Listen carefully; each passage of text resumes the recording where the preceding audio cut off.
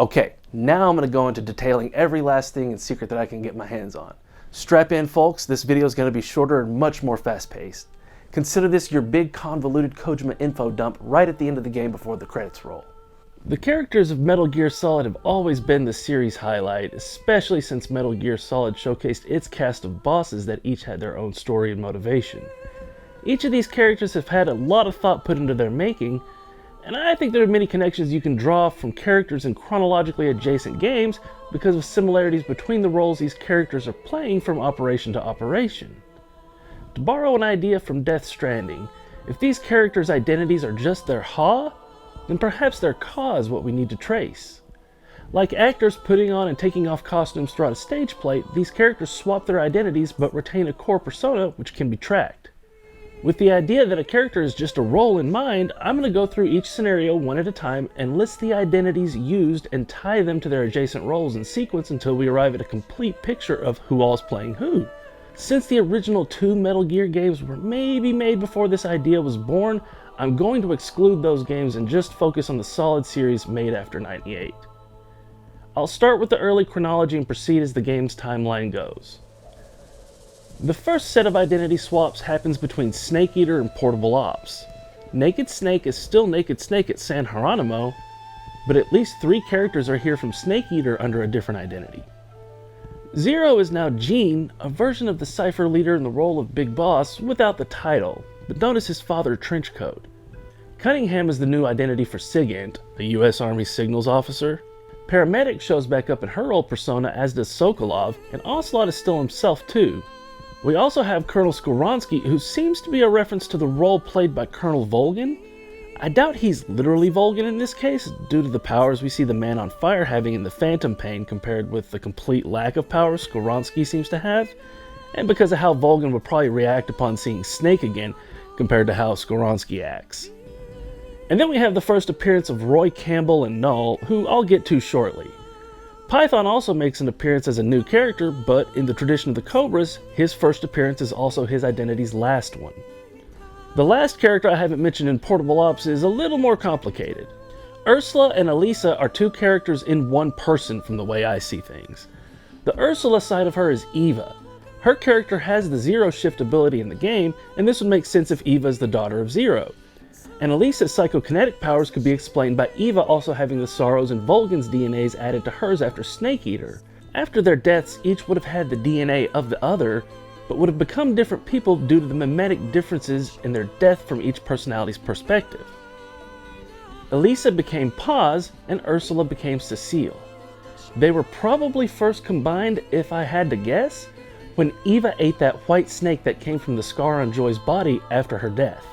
The snake probably had all the Cobra's DNA in it.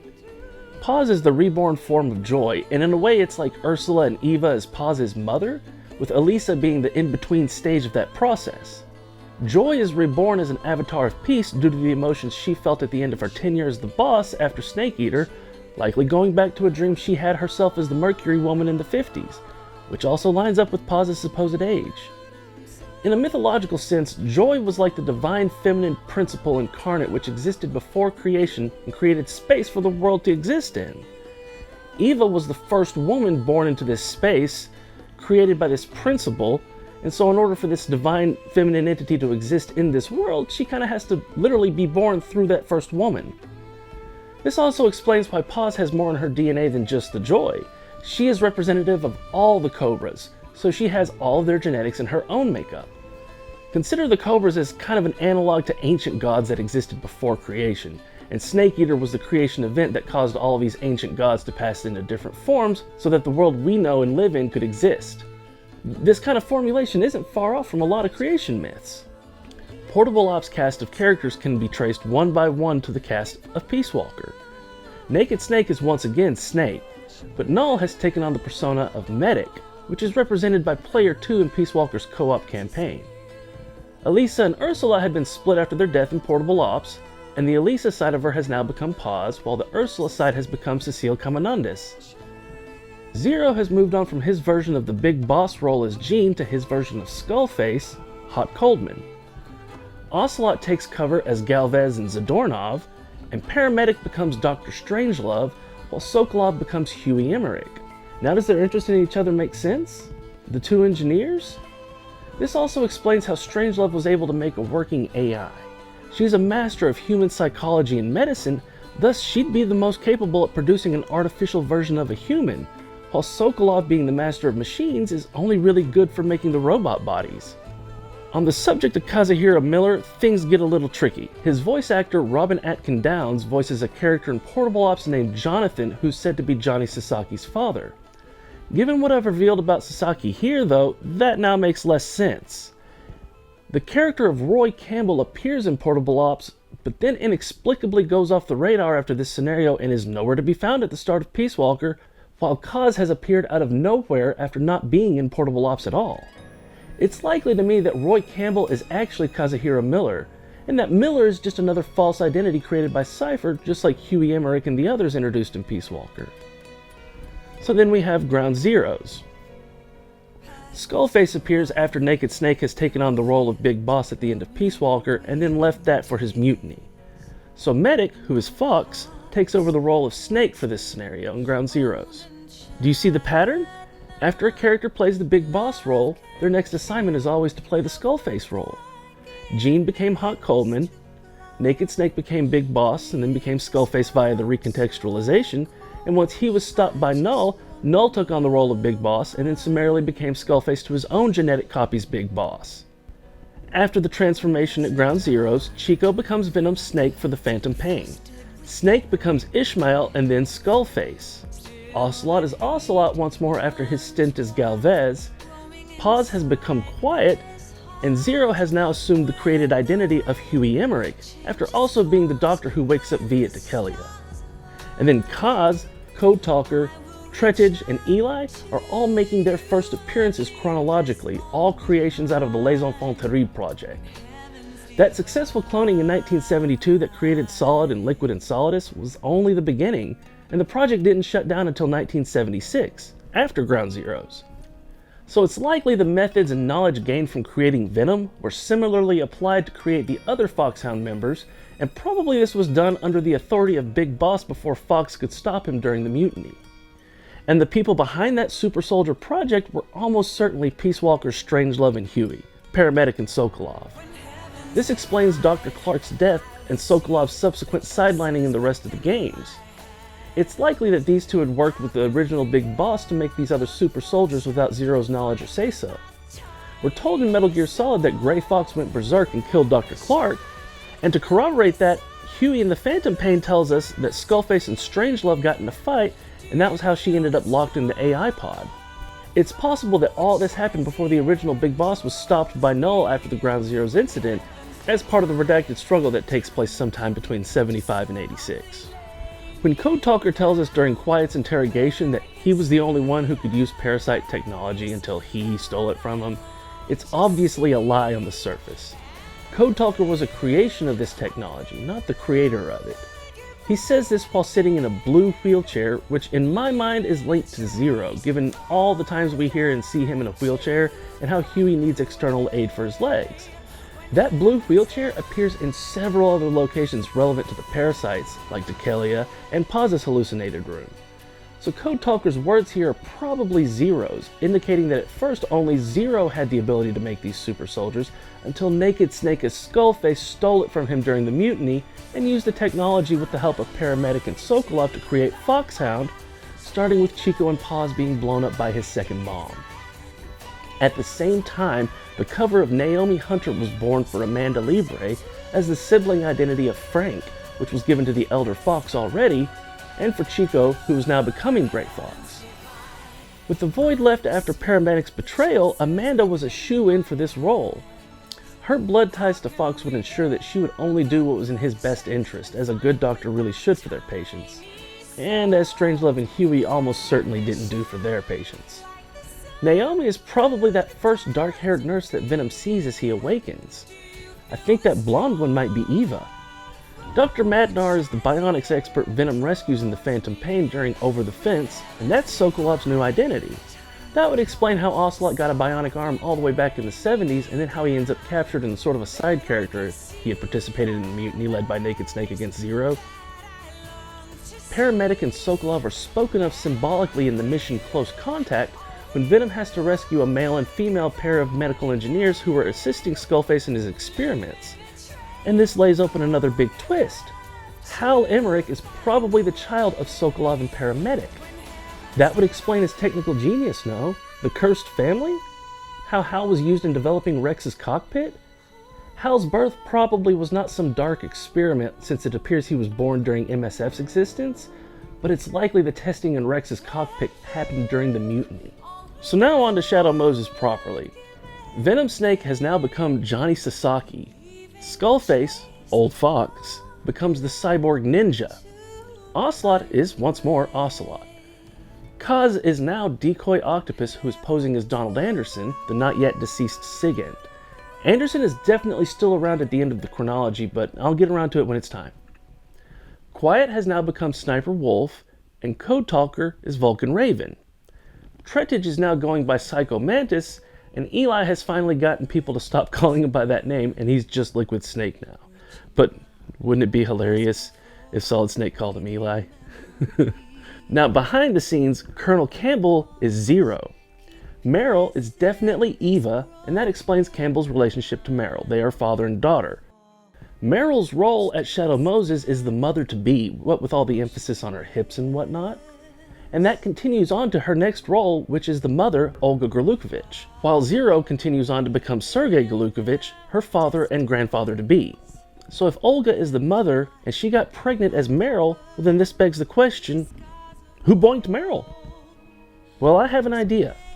There isn't a lot of evidence, but go with me here. I think after Shadow Moses, Snake actually escaped with both Otacon and Meryl, and the three of them had to lay low for a while out in Alaska, probably in some cabin somewhere. And I think she and Otacon hit it off. Since Snake wasn't going to be interested and Otacon was coming off all this love can bloom on the battlefield stuff, cold turkey with Meryl right there while they're stuck in the snow, yeah.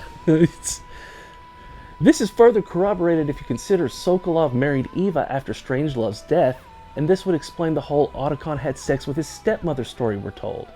At Shadow Moses, Kenneth Baker is probably Sokolov's cover identity, which means he got killed by Foxdie and was removed from the system before his son Hal goes on to conceive a child with his wife. So this means that Sonny Emmerich really is Eva and Hal's daughter, and the identity swap from Meryl to Olga was probably done to help conceal that fact. And Sonny looks like Strangelove because Strangelove is Hal's mom. She's always cooking those 3 eggs as a reference to her mother, Eva, having the 3 snake kids. The whole adoption story might just be covered to help keep Sonny safe in the future and also to liberate her from the curse of Hal's past. They're all kind of one big family. Okay, but I'm getting ahead of myself. We still have the big shell to cover before we can even start to approach the guns of the Patriots scenario. This one's a doozy too. Solid Snake says he's Pliskin. Solidus Snake says he's Solid Snake. Ocelot says he's Ocelot at first, but then turns and says he's Liquid actually, in a repeat of the whole Galvez-Zadornov twist, amongst others. Olga is running around in a suit with Greg Eagle's voice, acting like she's Fox. The Big Shell is like a big masquerade where not even the player's quite sure who they are. The members of Dead Cell are just the survivors of Foxhound having stolen the identities of others. Wolf takes on the identity of Helena Dolph as Fortune.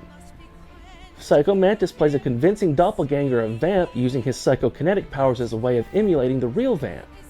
Vulcan Raven and Grey Fox take on the personas of a pair of bomb technicians, Fat Man and Stillman. The other, older version of Fox is playing the role of Richard Ames, as is appropriate for the system designer role Fox occupies in Raiden's creation. After Zero as Sergei is shot by his son Ocelot, he probably becomes Johnson, who is also shot by Ocelot. Ocelot has a thing for shooting his parents, actually. Now, there's a whole thing going on with Raiden, but I'm just going to have to leave that for later, because it's a whole thing. Rosemary appears to have come out of nowhere, and I'm not entirely sure that she's actually a real person since we never really see her outside of on a screen somewhere. But if anything, she's probably an analog for Paramedic, as her whole therapist routine would fall right in with Paramedic's skill set. If Raiden is this super strong soldier with crazy mental health problems, then it doesn't jive that he'd be allowed to be wandering around New York streets on his own, unsupervised. So the whole Rosemary meeting thing was probably some kind of a setup as part of his therapy for him. Rose was probably Raiden's therapist, and if you compare Raiden to Sam Bridges and Rose to Lucy Bridges, this idea finds a strong parallel. And that leaves Emma Emmerich, who's almost certainly Naomi Hunter after some extreme de-aging. She and Otacon being siblings suggests the two of them suffered under their parents, Sokolov and Paramedic, and this would explain the bond they had in that game. Amanda was likely subject to much of the same treatment Hal got while she was being brought into Cypher right before the mutiny, and that also explains how Emma knows so much about what she does. Her cover identity as Emma was probably what they used back then, and then her cover as Naomi Hunter was established later, unbeknownst to Hal.